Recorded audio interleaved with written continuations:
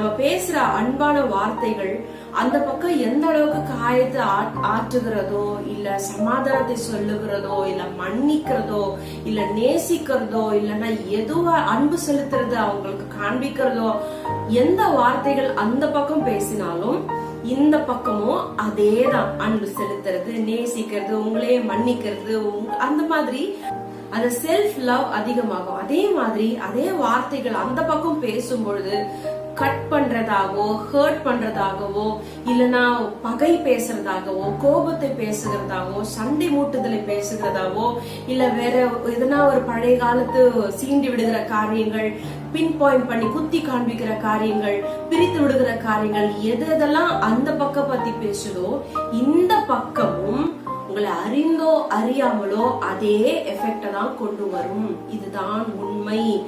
so நீங்க அந்த பக்கம் எந்த காயம் போடுறீங்களோ